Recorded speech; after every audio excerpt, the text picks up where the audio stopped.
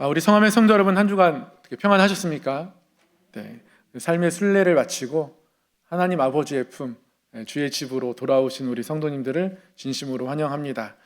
우리가 하나님 앞에 예배하는 것이 늘 회복이고 위로이고 말씀을 받는 것이 우리 삶의 길이고 소망 되기를 간절히 원합니다. 오늘은 가서 너도 이와 같이 하라라는 제목으로 말씀을 받도록 하겠습니다. 우리는 일상을 살아가면서 질문을 꽤 많이 합니다. 돌이켜보니까요, 질문을 생각보다 많이 하더라고요. 우리가 뭐가 궁금할 때만 질문을 하는 게 아니더라고요. 생활에서 질문으로 인사를 하기도 하고 때로는 뭔가를 바라는 것을 표시하기도 하고요. 그래서 밥 먹었니? 인사차 물어보는 거죠. 내일 시간 되니? 오늘 메뉴는 뭐야? 등등 여러 가지 질문을 하면서 우리가 일상을 살아가는데요, 어떤 책에서 보니까 질문의 유형들을 이렇게 분리해 놨더라고요. 인사성 질문이 있답니다. 식사하셨죠? 이런 질문이죠. 궁금한 것을 묻는 질문도 있습니다. 모르는 게 있으니까 이건 어떻게 하는 거예요? 아니면 주민센터 가서 서류를 발급받을 때 이런 건 어떻게 띄는 겁니까? 이렇게 묻기도 하죠. 평가성 질문도 있다고 합니다. 면접에서 그런 질문이 많이 이루어지겠죠. 면접이라는 건 분명한 목적이 있으니까 그 목적에 맞는 질문을 가지고 주특기가 뭡니까? 취미가 뭡니까? 자기소개를 해주세요. 어떻게 살아오셨습니까? 등등 질문을 하게 되겠죠. 강요성 질문도 있습니다. 기일 안에 이거 꼭 해주실 수 있죠? 강요성 질문을 저도 가끔 합니다. 오늘도 반찬이 4가지인가? 이렇게 하면 그 이상을 해달라는 저의 강요성이 1년에 한 번 정도 그럽니다. 1년에 한 번 정도. 추궁성 질문도 있습니다.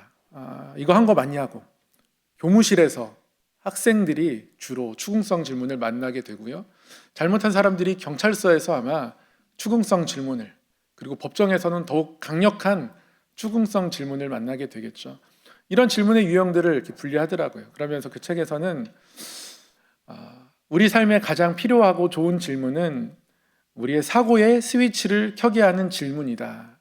그런 질문들은 힘으로 작용한다. 이게 2017년 나온 질문력이라는 책의 내용인데요. 오늘 예수님 앞에 한 질문이 던져지게 됩니다. 오늘 본문에서 예수님께 질문을 들고 나오는 한 사람이 등장하죠. 율법교사입니다.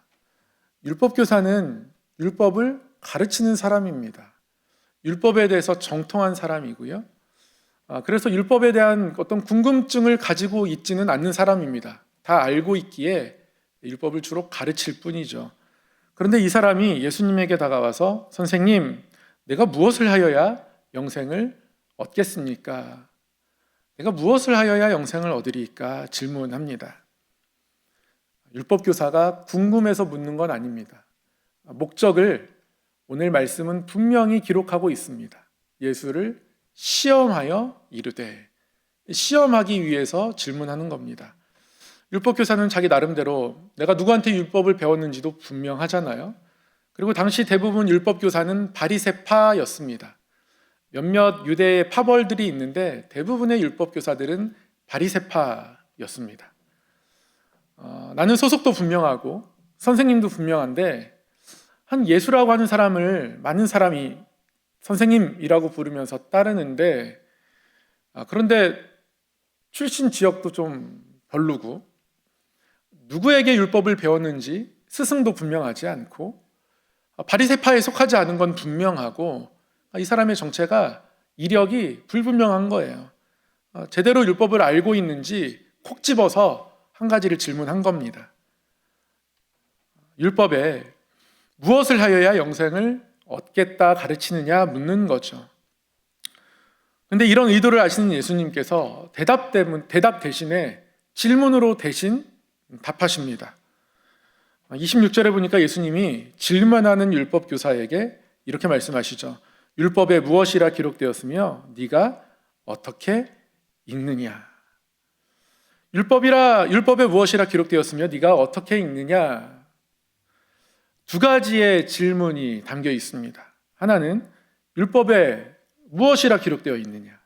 그리고 또 하나는 너는 그것을 어떻게 읽느냐. 여기서 읽는다는 것이 단순히 낭독하다는 뜻은 아닙니다. 율법에 기록되었고 율법에 기록된 것을 수십 번, 수백 번 읽었을 겁니다. 그런데 예수님이 너는 그것을 어떻게 읽느냐 묻고 계십니다. 어떻게 해석하고 있느냐, 또는 어떻게 해석해서 어떻게 적용하고 있느냐, 예수님 묻고 계신 거죠. 어떤 문장이 있다고 해서, 어떤 글이 있다고 해서, 어떤 내용이 있다고 해서 모두 다 같이 읽고 같이 해석하는 것은 아닙니다. 읽는 것은 같아지지만 해석이 달라지는 경우가 빈번합니다. 이번 주에 보니까요, 저희 교회 앞에 사거리에 플래카드가 2장 붙었더라고요. 혹시 보셨습니까? 8단지가 안전기준 검사를 통과했다, 이런 플래카드가 2장 붙었습니다. 빨간색, 파란색이 붙었습니다. 모처럼 여야가 한 목소리를 저희 교회 앞에서 내고 있습니다. 근데 이 글귀를 우리가 다 같이 똑같은 글귀를 대하면서 읽잖아요. 안전진단을 통과했구나. 근데 여기서부터 이제 해석이 달라질 수 있죠.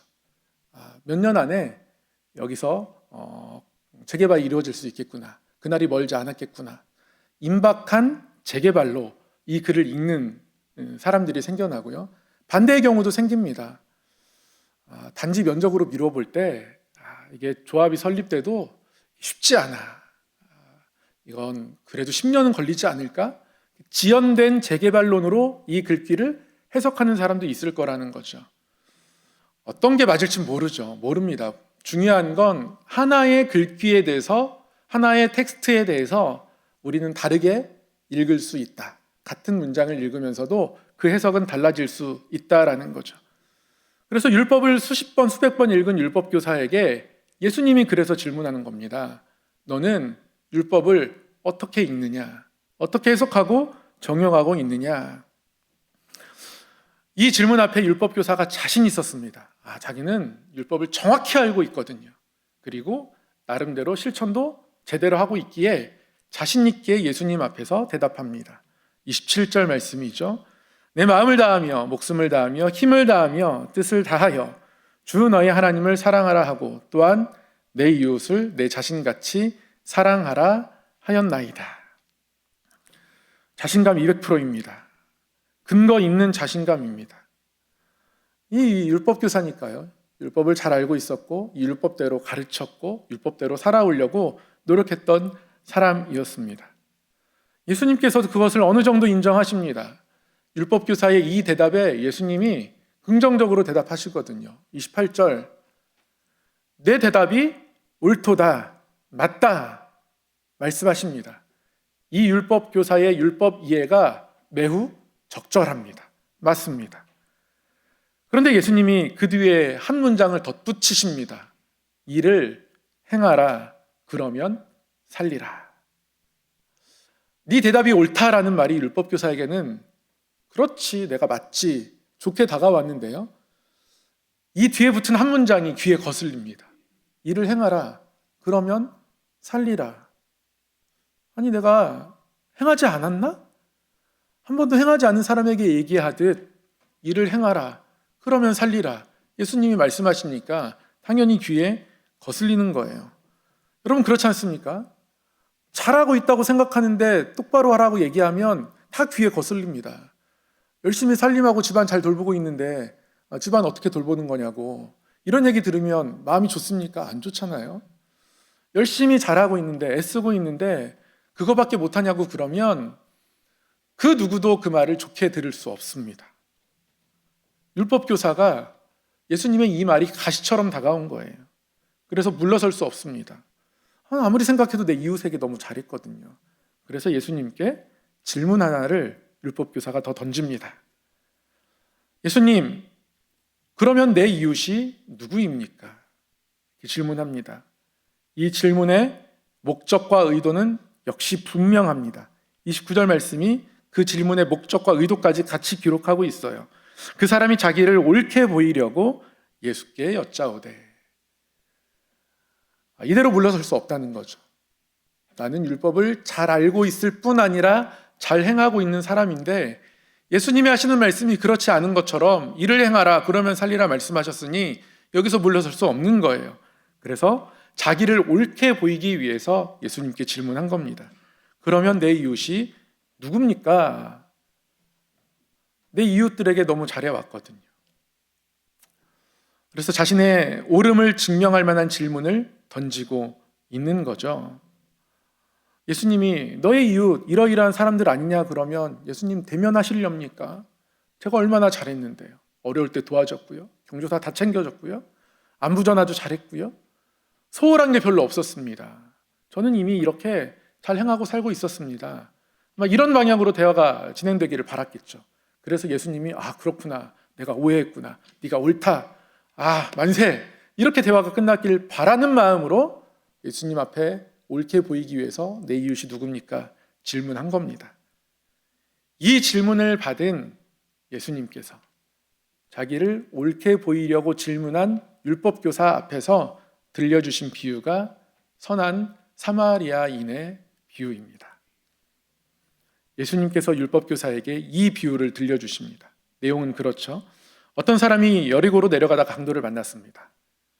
여리고를 지나가는 중이 아니라요, 여리고로 내려갑니다. 여리고로 내려간다는 건 예루살렘에서 출발해서 간다는 뜻입니다. 그러니 이 사람은 성전에 들렸다가 예루살렘에 들렸다가 여리고로 내려가는 길입니다. 그런데 이 사람이 강도를 만났습니다. 강도가 보통이 아닙니다. 옷을 다 벗겼고요, 심하게 때렸고 모든 것을 빼앗았습니다. 강도 만난 이 사람은 거의 죽은 것과 다름없이 되었습니다. 그래서 시체가 버려지듯 길 한쪽에 버려지게 되었습니다. 그런데 마침 한 제사장이 그 길로 내려가다가 이를 보게 되었는데요, 그냥 피하여 지나갑니다. 제사장도 여리고로 내려가는 길입니다. 성전에 볼일 보러 올라가는 그런 길이 아닌 거예요. 여리고로 내려가는 길입니다. 성전에서 모든 증거를 마치고 내려가는 길이란 말씀이에요. 근데 그냥 지나갑니다. 한때는 제가 주일학교 때 이 말씀 배우면서 그래도 목사님 편에 서고 싶은 마음에, 제사장 편에 서고 싶은 마음에 예배가 너무 바빠가지고 할 수 없이 이렇게 된 것 아닐까, 어쩔 수 없이. 근데 아니더라고요. 여리고로 내려가는 길이었습니다. 레위인도 마찬가지입니다. 여리고로 내려가는 길입니다. 봤습니다. 그런데 그냥 가버립니다. 어떤 사마리아 사람이 여행 중 그를 보게 되었고요, 이 사마리아 사람이 가까이 갔습니다. 가까이 가보니까 너무 불쌍해요. 그래서 불쌍히 여겨서 친히 치료해 줍니다. 기름, 포도주 다 비싼 것들인데 다 발라서 치료해주고 소독합니다. 그리고 가까운 여관으로 데려가 돌보아 줍니다. 주인에게는요, 앞으로 조금 더 돌봐줄 것을 부탁까지 합니다. 초과 비용은 자기가 다 담당하겠다 합니다. 이 비유를 누가 나의 이웃이냐고 물었던 율법 교사에게 예수님이 들려주시면서 마지막에 예수님도 질문 하나를 다시 덧붙이세요. 36절 말씀이죠. 누가 이 강도 만난 사람의 이웃이 되겠느냐? 예수님께서 질문을 바꿔주고 계십니다. 율법교사는 자기가 옳게 보이기 위해서 예수님께 누가 나의 이웃입니까? 라고 질문을 던졌습니다. 그런데 그 예수님께서요, 이다라는 동사를 되다라는 동사로 바꾸고 계세요.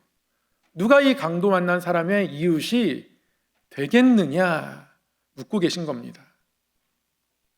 누가 이 강도 만난 사람의 이웃이 되었느냐 묻고 계신 거예요. 이다라는 건 어떤 상태를 설명하는 거잖아요. 웬만큼 일관된 상태를 유지하고 있어야 우리는 이다라고 얘기합니다. 제가 저에게 목회자입니다. 목사입니다. 제가 강단을 지키고 목사의 직무를 성실히 수행할 때 제가 목사인 거죠.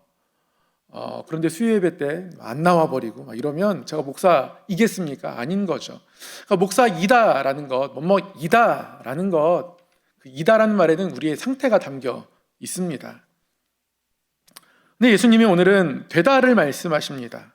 되다라는 것은 변화를 의미하는 말이죠. 점점 뭔가가 되어가는 겁니다. 예수님은 오늘 이 비유를 통해서 누가 내 이웃이냐고 묻는 물음에 대해서 질문 자체를 바꾸고 계십니다. 이웃은 이다에서 머무는 것이 아니라 이웃은 되는 거라고 말씀하시는 거예요. 여러분, 우리의 이웃이 누구입니까? 우리의 이웃이 누구일까요? 내 주변 사람, 아니면 나랑 잘 맞는 사람, 나에게 잘해주는 사람, 때로는 나에게 은혜 베풀었던 사람, 내가 힘들 때 기댈 만한 품을 제공해 주었던 사람, 우리 이웃의 범위는 이렇게 대충 정해집니다. 그런데 이웃의 범위는 한정되어 있는 것이 아니라 계속적으로 변화하며 넓혀가는 거라고 예수님 말씀하고 계신 겁니다. 나랑 아무 상관없는 그 누군가가 우리의 이웃이 되고 우리는 그들의 이웃이 되어야 하는 거라고 예수님 말씀하고 계신 겁니다. 율법교사의 이웃의 범위 안에 들어있던 사람들이 누구였는지, 얼만큼이었는지는 알 수 없지만 그렇게 이웃의 범위를 한정 지어놓고 내 이웃의 범위는 이런 사람들이다라고 정해놓고 그들에게 성실히 잘하고 잘 돌보고 사랑을 베푸는 것에 만족하고 그래서 나는 옳은 사람이라고 멈춰 있는 것을 예수님 지적하고 계신 겁니다. 제사장, 강도 많은 사람을 봤잖아요. 봤는데 피하여 지나갔다 말씀은 기록하고 있습니다. 피한 겁니다. 율법에 죽은 자를 가까이 하는 것은 부정한 것이니 피한 겁니다. 레위인도요, 봤습니다. 못 보고 지나간 게 아니죠. 그런데 피하여 지나갔다 말씀은 기록하고 있습니다. 이 사마리아 사람은요, 여행 중에 이 사람을 봤는데요, 가까이 다가갔다 그렇게 이야기합니다. 가까이 다가갔더니 너무 그 모습이 불쌍해 보였고요, 불쌍히 여겨서 그의 모든 것을 가지고 그를 섬겨 주었습니다. 기름을 발라주었고 포도주를 부어주었고 그리고 초과 비용까지 계산하겠다고 그렇게 결심하고 행했습니다. 누가 이 강도 만난 자의 이웃이 되어주었느냐, 예수님 마지막에 질문하신 겁니다. 우리에게 그렇게 묻고 계신 것이죠. 너는 누군가에게 계속 이웃이 되어주고 있느냐 묻고 계신 겁니다. 우리가 생각하는 인식의 범위, 거길 넘어서 우리가 이웃 삼아야 할 사람들이 아직도 남아있다, 그들을 바라보아야 한다, 그리고 가까이 다가가야 한다, 예수님 말씀하고 계신 겁니다. 우리가 지금까지 살아오면서 하나님의 사랑을 우리의 마음, 그 마음에 담아내고 우리의 손과 발로 우리 안에 담겨진 그 하나님의 사랑을 드러내고 실천하려는 그런 모습들을 열심히 지켜내며 살아왔습니다. 얼마나 귀합니까? 우리가 그 사랑을 외면하며 살지 않았잖아요. 그런 거 아니잖아요. 그럼에도 불구하고 내가 행한 것들에 집중해서 그것만 바라보게 되면 어느 순간 우리는 더 누군가에게 다가갈 수 없는 사람이 되어버립니다. 오늘 이 시대 가운데서도 우리가 다가가야 할 사람은 여전히 있습니다. 우리 구역 식구 안에서도 있고요, 우리 주변에서도 있고요. 그래서 우리는 우리의 이웃이 누구인가 하면 우리의 이웃이 누구일까 수평선을 바라보는 마음으로 우리의 삶을 바라보아야 합니다. 그래서 가까이 진명여고도 우리 이웃이고 주민센터도 우리의 이웃이고 이대목동병원에 누워있는 난치병 어린이들도 우리의 이웃이고 더 나아가서 베트남도, 터키도, 시리아도, 우크라이나도 우리의 이웃이고 모든 열방의 주인 되신 하나님의 사랑 아래에서 우리의 이웃이 끝이 없구나. 우리는 끊임없이 누군가를 이웃 삼고 살아야 하는 사람들이구나. 그렇게 우리 삶을 바라보아야 한다는 것이죠. 오늘 말씀을 통해 우리에게 주시는 메시지는 아주 명료합니다. 이웃이 되어라입니다. 이다에 머물지 말라는 거죠. 이웃의 범위를 나도 모르는 사이에 한정 짓고 있었다면 한정 짓지 말아라입니다. 상하고 넘어져 있는 그 누군가를 이웃 삼아 이웃이 되어라 말씀하시는 거죠. 이웃이 되어라. 이웃이 되어라. 너는 또 누군가의 이웃이 되어야 한다. 그렇게 말씀하시는 겁니다. 그래서 예수님이 오늘 말씀 마지막에 이렇게 말씀하시죠. 가서 너도 이와 같이 하라. 가서 너도 이와 같이 하라. 옳게 보이려고, 삶이 옳다고 생각했기 때문에 옳게 보일 수 있다고 생각하며 누가 나의 이웃이냐고 질문했던 율법교사에게 들려진 대답의 최종 결론은 네가 이웃 삼을 사람이 남아있다. 가서 너도 이와 같이 하라입니다. 우리에게도 예수님 그렇게 말씀하십니다. 가서 너희들도 이와 같이 하라. 사순절을 보내며 예수님의 비유의 말씀들을 묵상하면 좋겠다라는 마음을 주셔서 몇 가지 비유들의 말씀들을 묵상하고 말씀을 준비하기 시작했습니다. 예수님이 얼마나 이 말씀들을 우리에게 심겨주고 싶으셨으면 비유로 말씀하셨을까 그런 생각이 들더라고요.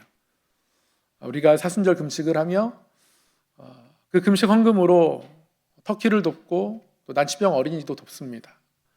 늘 해오던 일들이고요. 참 귀한 일입니다. 중요한 것은 이웃이 되는 그 마음이 우리 가운데에 있어야 한다는 것이죠. 그래서 우리의 순종이, 우리의 헌신이, 우리의 사랑이 예수님의 이 말씀 앞에서 가서 너도 이와 같이 하라. 순종하는 이 기쁨 가운데에 행해지는 것이어야 할 겁니다. 예수님은 그런 모습 바라고 계신 것이죠. 그래서 오늘 우리에게 말씀하십니다. 가서 너도 이와 같이 하라. 이와 같이 하는 삶의 걸음이 우리 가운데 있기를 소망합니다. 기도하겠습니다. 하나님 아버지, 주신 말씀처럼 이다의 신앙에 머무르지 않고 되다의 신앙으로 살아가게 하여 주시옵소서. 가서 너희도 이와 같이 하라고 하셨사오니 이같이 살아가는 순종과 긍휼과 선교가 우리 삶에서 끊어지지 않게 하여 주시옵소서. 예수님의 이름으로 기도드립니다. 아멘.